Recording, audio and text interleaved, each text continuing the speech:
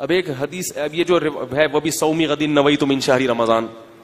اب ہمارے بعض اکابر نے کتابوں میں لکھ دیا کہ صبح سحری کی دعا کیا ہے، وہ بھی صومی غد نویت من شہر رمضان.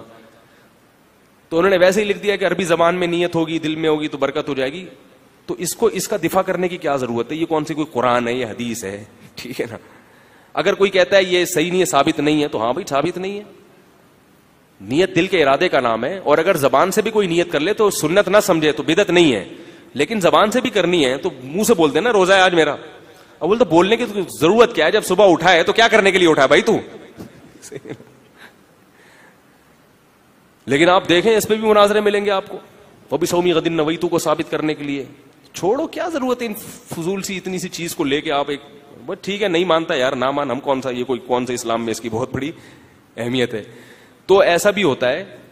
تو اسی وجہ سے پھر کیا ہوتا ہے، آپس میں اختلاف بڑھتا ہے. اس وقت امت کو بڑے مسائل کی، ہاں بدعات، شرک، جو بنیادی چیزیں ہیں جن میں مجتہدین کا اختلاف نہیں ہے، ان کو فوکس کرنا چاہیے.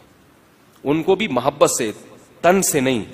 میرا 12 ربیع الاول پہ کئی سال پہلے بیان ہوا تھا، ایک گرین چینل والے نے وہ بیان سنا، بہت مدلل بیان ہوا. وہ آڈیو بیان ہوتے تھے، ویڈیو نہیں. اس میں نے بڑے دلائل دیے. آخر میں آ کے ایک طنز کر دیا. جب وہ طنز کیا تو بعد میں مجھے افسوس ہوا کہ یار ایک علمی بات کو علمی ہی رکھنا چاہیے تھا. اس طنز کا یہ نقصان ہوا کہ میرے پاس رپورٹیں آئیں. ایک صاحب نے کہا کہ ایک گرین والے کو آپ کا بیان سنا رہا تھا، اس نے پورا بیان سنا، ایسا خاندانی بیان ہے زبردست. آخر میں جو طنز آ گیا نا، اس سے پورا بیان کیا ہو گیا، وہ تیش میں آ گیا. بولے یار ہم لوگ ایسے ہیں. ٹھیک ہے نا.